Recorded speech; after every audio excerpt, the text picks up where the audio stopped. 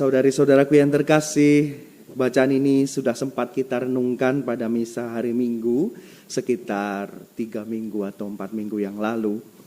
Dan memang kalau kita mendengar bacaan ini yang ditekankan adalah bagaimana orang yang mau bertobat itu berusaha. Dan memang mereka yang bertobat adalah mereka yang mengalami jamahan Yesus. Mengalami bagaimana Yesus mengasihi mereka, memberi perhatian kepada mereka. Dan hari ini itu ditunjukkan kepada Zakeus, di mana orang banyak membenci dia, orang banyak mengucilkan dia, memusuhinya.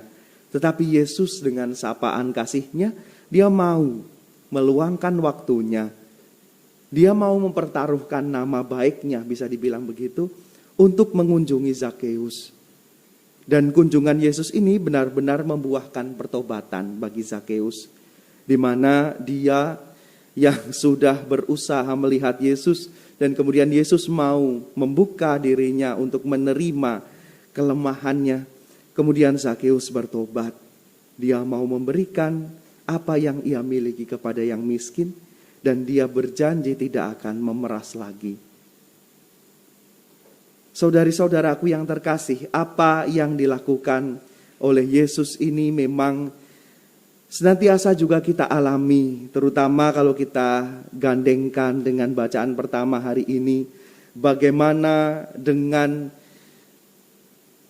lewat pewahyuan yang diterima oleh Yohanes itu, Tuhan menegur jemaat-jemaatnya yang tersebar pada saat itu.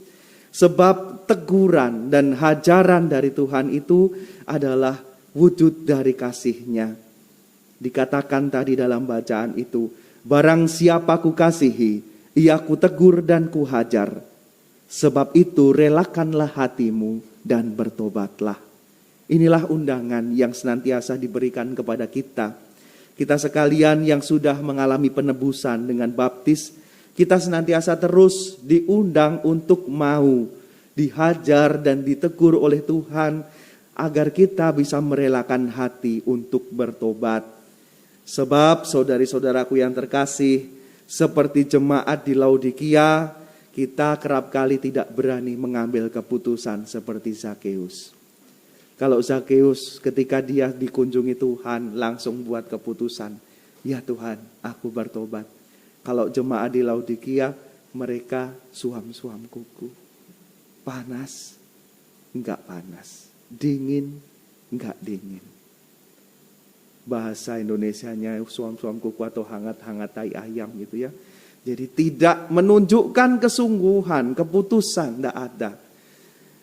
Seringkali masih takut, mau mengambil jalan itu, tapi aku masih belum siap Tuhan, aku masih mau ini, aku masih mau itu. Seringkali itu yang terjadi. Maka memang kalau air yang tidak panas, tidak dingin itu di perut tidak enak kalau diminum. Maka ketika Tuhan meminum air semacam ini dia, nggak enak, dimuntahkan.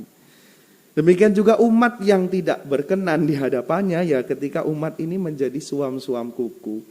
Tidak punya tekad, tidak menunjukkan Tuhan aku mau memutuskan hal ini dengan sungguh. Itu. Maka saudari-saudaraku yang terkasih, kita semua berharap supaya dalam perjuangan kita, dalam pertandingan kita di dunia ini, kita berani untuk mengambil keputusan untuk menjadi pengikut Yesus yang setia. Sebab seperti yang tadi kita ulang-ulang dalam Mazmur Tanggapan, itulah harapannya. Barang siapa menang, ia akan kududukkan bersama dengan daku di atas tahtaku.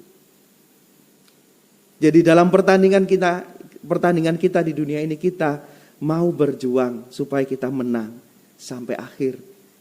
Dengan begitu kita akan duduk bersama dengan Tuhan di atas tahtanya.